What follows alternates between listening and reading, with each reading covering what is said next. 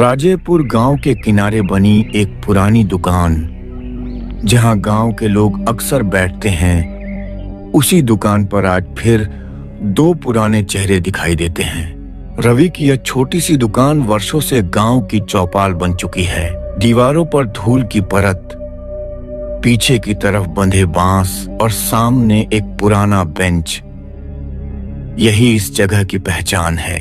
रमेश चाचा और गंगाराम बाबा हमेशा की तरह अपनी जगह पर बैठे हैं। आसपास कुछ और लोग आते जाते दिखते हैं, लेकिन इन दोनों की बातें एक अलग ही दुनिया की ओर ले जाती हैं। रवि, लगता है आज गांव और भी ज्यादा शांत है।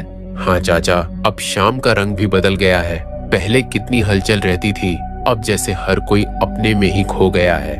हमारे समय में इस दुकान पर बैठना एक रस्म थी। यहाँ से दिन का अंत होता था और किस्सों की शुरुआत।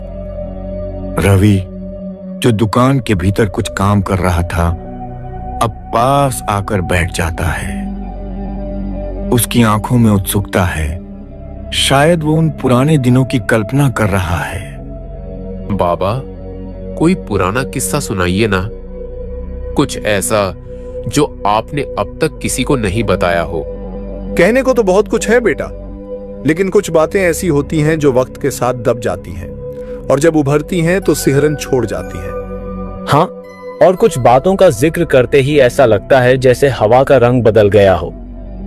तीनों के बीच एक गहरा सन्नाटा छा जाता है।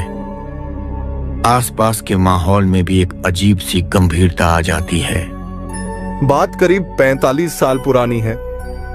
इस दुकान के पीछे जो बाग है ना, वहां कुछ अजीब घटा था। क्या हुआ था बाबा? वहां एक जोड़ी मिला करती थी। लड़का बाहर का था, लड़की हमारे गांव की। दोनों अक्सर उस बाग में जाया करते थे, छिपकर, किसी को बिना बताए। दुकान के आसपास की रोशनी अब हल्की हो गई है। बल्ब की पीली रोशनी नीचे गिर रही है, जैसे अंधेरे से लड़ रही हो। फिर एक दिन वो दोनों अचानक लापता हो गए। गांव में तरह तरह की बातें होने लगी। कोई कहता भाग गए, कोई कहता कुछ अनहोनी हुई। कुछ लोगों ने रातों में बाग से अजीब सी आवाजें सुनी, कभी किसी की रोने की, कभी किसी के चलने की। रवि ध्यान से सुन रहा है। उसकी सांसें गहरी होती जा रही हैं, जैसे कहानी उसे खींच रही हो। क्या कभी कुछ दिखा बाबा? लड़का तो कभी नहीं दिखा, पर लड़की की चीखें कई रातों तक सुनाई दी। और एक रात गांव के एक बुजुर्ग ने कहा कि उसने उस बाग में किसी को चलते देखा था, पर जब पास जाकर देखा तो वहां कुछ नहीं था। पास की दीवार पर लगी एक पुरानी तस्वीर रवि की नजर में आती है। एक मेले की तस्वीर, जिसमें एक अनजान युवक और युवती दिखते हैं। शायद वही जोड़ी। रवि, उस बाग में अब कोई नहीं जाता। कहते हैं वहां एक सीमा है जिसे पार करते ही कुछ बदल जाता है। अगर तुझे सच जानना है तो वहां जाना होगा, पर याद रख, वहां जो दिखेगा वो तेरा पीछा नहीं छोड़ेगा। हवा अब ठंडी हो चली है। दुकान का बल्ब टिमटिमाने लगा है, जैसे गांव की रूह जाग गई हो और अब किसी को पुकार रही हो। राजेपुर की सुबह बाकी गांवों जैसी ही लगती है। चिड़ियों की चहचहाहट, कुएं से पानी खींचती औरतों की आवाजें और खेतों की ओर जाते कुछ किसान। लेकिन इस सुबह में कुछ अलग है। रवि की आंखों में नींद कम और उलझन ज्यादा है। शायद रात की बातें उसके जहन में रह गई हैं। रवि अपनी दुकान के सामने बैठे हुए कुछ सोच रहा है। लोग आते जाते हैं, लेकिन वो ध्यान नहीं देता। उसकी आंखें सामने उस सुनसान बाग के रास्ते की ओर टिक गई हैं। वही बाग जहां का जिक्र गंगाराम बाबा ने किया था। क्या वाकई ऐसा कुछ हुआ था, या ये सब गांव के बुजुर्गों की बनाई गई कहानी है? तभी रमेश चाचा दुकान के पास आते हैं। उनका चेहरा हमेशा की तरह शांत है, लेकिन आंखों में आज कुछ गहराई दिखती है। रवि उन्हें देखकर धीरे से मुस्कुराता है। आज बहुत चुप हो बेटा, सब ठीक? चाचा, वो बाग की बात जो आपने और बाबा ने कल कही थी, क्या वो सब सच था? बेटा, गांव की जमीन बहुत कुछ जानती है, लेकिन वो सबको नहीं बताती। जो देखा है वो समझता है, बाकी लोग बस कहानी कहते हैं। रवि के चेहरे पर जिज्ञासा साफ झलकती है। उसका मन अब खुद जाकर उस जगह को देखने को कह रहा है। वो जानता है कि जवाब वहीं मिलेंगे जहां से डर शुरू होता है। शाम होते होते रवि अकेले ही दुकान बंद करता है। हवा में हल्की ठंडक है और आसमान पर बादल मंडरा रहे हैं। वो बिना किसी से कुछ कहे उस सुनसान बाग की ओर बढ़ता है। राजेपुर का यह बाग अब वीरान हो चुका है। कभी यहां आम और जामुन के पेड़ लदे रहते थे, बच्चे खेलते थे और हरियाली झूमती थी। अब वहां सिर्फ सूखे पेड़, झाड़ियों के बीच की पगडंडियां और अजीब सी खामोशी बची है। रवि बाग के किनारे पहुंचता है। वहां लगा टूटा हुआ लकड़ी का गेट अब भी झुका हुआ है। वो चारों ओर नजर घुमाता है, कोई नहीं, सिर्फ पत्तों की आवाज और हल्की सी सीटी जैसी हवा। यही जगह है जहां वो दोनों मिला करते थे। वो एक पेड़ के पास जाता है जहां जमीन थोड़ी नीची है, जैसे कोई गड्ढा सालों पहले खोदा गया हो और फिर मिट्टी से भर दिया गया हो। वहां पास में एक टूटा हुआ कांच का टुकड़ा जमीन से आधा बाहर निकला हुआ है। रवि उसे छूने की कोशिश नहीं करता। याद है, उसे किसी चीज को हाथ में नहीं लेना है। वो झुककर बस ध्यान से देखता है। उस कांच के टुकड़े में जैसे कुछ हल्की सी परछाई झलकती है। ये क्या है? अचानक उसे पीछे किसी के चलने की आवाज आती है। वो तुरंत पलटता है, लेकिन वहां कोई नहीं। एक पल को सब कुछ थम जाता है। वो फिर से सुनता है हल्के कदमों की आवाज, धीरे धीरे, जैसे कोई नंगे पैर सूखी पत्तियों पर चल रहा हो। कौन है वहां? कोई जवाब नहीं आता। सिर्फ एक ठंडी हवा का झोंका रवि के कानों के पास से गुजरता है और उस हवा में एक अजीब सी गंध है, जैसे पुराने कपड़ों या मिट्टी में गड़ी किसी चीज की। रवि पीछे हटता है, लेकिन तभी वो पेड़ जिसकी वो खड़ा था अचानक हिलने लगता है, जबकि बाकी पेड़ शांत हैं। रवि कुछ पल खड़ा रहकर उस पेड़ को देखता है। उसकी नजर ऊपर जाती है। एक शाख पर कुछ झूलता हुआ सा दिखता है, जैसे कोई कपड़ा। वो ध्यान से देखने की कोशिश करता है।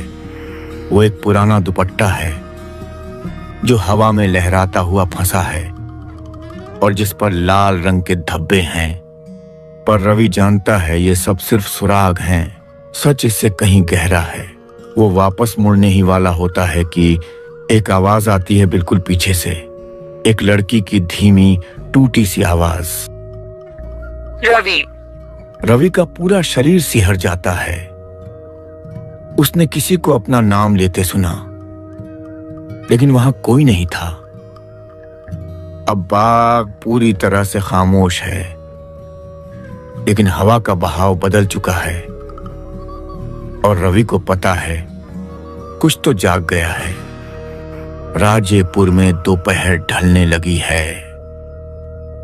गांव की गलियों में हमेशा की तरह हलचल है, लेकिन रवि के मन में कुछ और ही चल रहा है।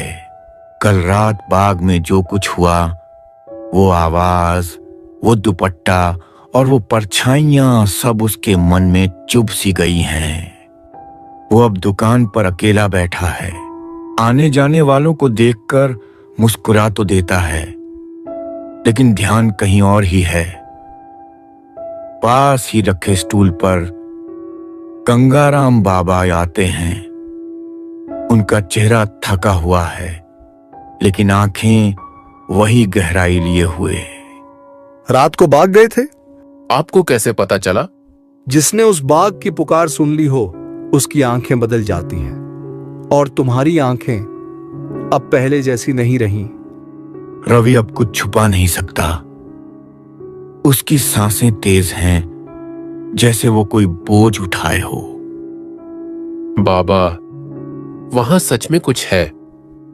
किसी ने मेरा नाम लिया। मैंने कुछ महसूस किया, जैसे कोई मुझे देख रहा हो। बाबा चुप रहते हैं। हवा का बहाव थोड़ा तेज हो गया है। कुछ पत्ते दुकान के सामने उड़कर आ जाते हैं और वहां एक पल रुक जाते हैं, जैसे सुनने आए हों। वो लड़की जिसके बारे में तुमने सुना, उसका नाम सुहानी था और वो नाम अब भी बाग में गूंजता है। क्या वो मर गई थी? कोई कभी नहीं कह पाया कि वो मरी या कहीं चली गई, लेकिन उसकी मौजूदगी वहां आज भी है। वो अब किसी से कुछ कहना चाहती है। रवि की आंखें फैल जाती हैं। अब वो केवल डर में नहीं है, वो जानना चाहता है कि सुहानी क्या कहना चाहती है और क्यों उसे पुकार रही है। बाबा, क्या आपको लगता है कि वो मुझसे कुछ चाहती है? हो सकता है, पर अगर तू उस रास्ते पर गया तो वापस लौटना आसान नहीं होगा। इसी बीच रमेश चाचा भी वहां पहुंचते हैं। उनकी चाल थोड़ी तेज है, चेहरा गंभीर। रवि, बाग से दूर रहो। जो कुछ हमने देखा सुना वो सिर्फ कहानियां नहीं थी। मैं जानता हूं, मैं उस दिन वहां था जब आखिरी बार सुहानी दिखी थी। अब सबकी नजरें रमेश चाचा पर टिक गई हैं। आप वहां थे? हाँ, सुहानी और वो लड़का अर्जुन। हम तीनों स्कूल में साथ पढ़ते थे। मैंने कभी नहीं सोचा था कि उनकी कहानी इतनी भयावह होगी। गंगाराम बाबा ध्यान से रमेश चाचा की बात सुन रहे हैं, जैसे पुरानी तस्वीरों में खो गए हों। उस दिन भी शाम थी। अर्जुन और सुहानी बाग की ओर गए थे। मैंने उन्हें जाते देखा और फिर कुछ देर बाद एक चीख सुनाई दी। चारों ओर सन्नाटा छा गया है। दुकान के आसपास के लोग अब धीरे धीरे दूर चले गए हैं। बातें अब सिर्फ 3 लोगों के बीच रह गई हैं और एक रहस्य के बीच। फिर आपने क्या देखा? मैं जब बाग के पास पहुंचा तो वहां सिर्फ सुहानी का दुपट्टा था, जिस पर खून के धब्बे थे। अर्जुन कभी नहीं मिला। और तभी से बाग की रातें बदल गईं। हर अमावस की रात वहां किसी के कदमों की आवाज आती है और एक नाम गूंजता है। हाँ, रवि का चेहरा अब और गंभीर हो गया है। वो इस कहानी का हिस्सा बन चुका है, अब चाहे वो चाहे या ना चाहे। क्या आज रात अमावस है? हाँ। रमेश चाचा और गंगाराम बाबा दोनों उसे देखते हैं, चुप, शांत, लेकिन भीतर से बेचैन। अगर जाना ही है तो खाली मत जाना। पर कुछ ले जाना भी मत। वो पहचानती है इंसानों को, पर डर जाती है उनके साथ लाए बोझों से। रवि सिर झुकाकर उनकी बात मानता है। सूरज ढलने लगा है। आज की रात उस बाग में फिर कोई कदम रखेगा और शायद इस बार कोई जवाब मिल जाए, या फिर कोई और राज हमेशा के लिए खो जाए। गांव पर अब रात की चादर उतर चुकी है। आसमान काला है, चांद कहीं नहीं दिखता, सिर्फ तारों की झिलमिलाहट और दूर कहीं से आती सियारों की आवाजें। राजेपुर की गलियां जो दिन में जीवन से भरी होती हैं, अब वीरान हो चुकी हैं। गांव के एक कोने में रवि अपनी दुकान के बाहर खड़ा है। उसकी आंखें सामने उस रास्ते को देख रही हैं जो सीधे बाग की तरफ जाता है।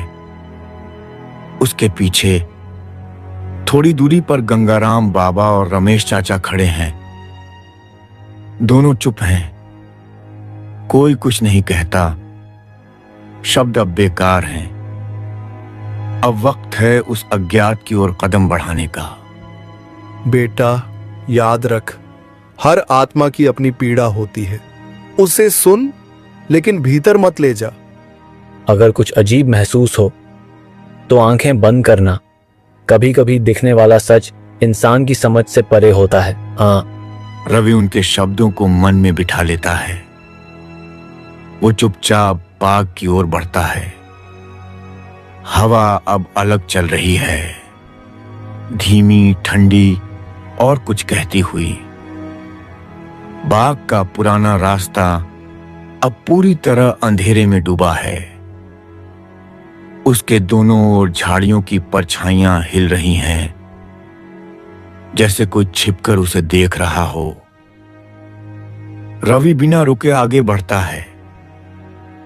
बाग का मुख्य द्वार एक टूटा हुआ लकड़ी का चौखट अब भी वहीं है।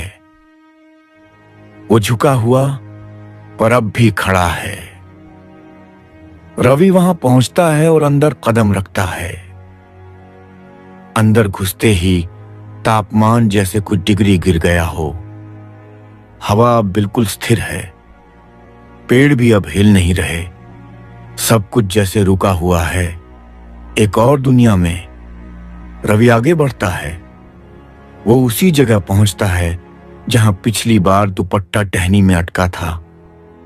आज वहां कुछ नहीं है, लेकिन जमीन पर कुछ गीला सा है, जैसे किसी ने अभी अभी वहां से हटाया हो कुछ। वो नीचे देखता है और तभी उसी तरह की धीमी टूटी सी आवाज, जैसे किसी ने कई सालों से कोई नाम नहीं पुकारा हो। रवि की सांसें थम जाती हैं। उसकी रीढ़ की हड्डी में एक सिहरन दौड़ जाती है। कौन हो तुम?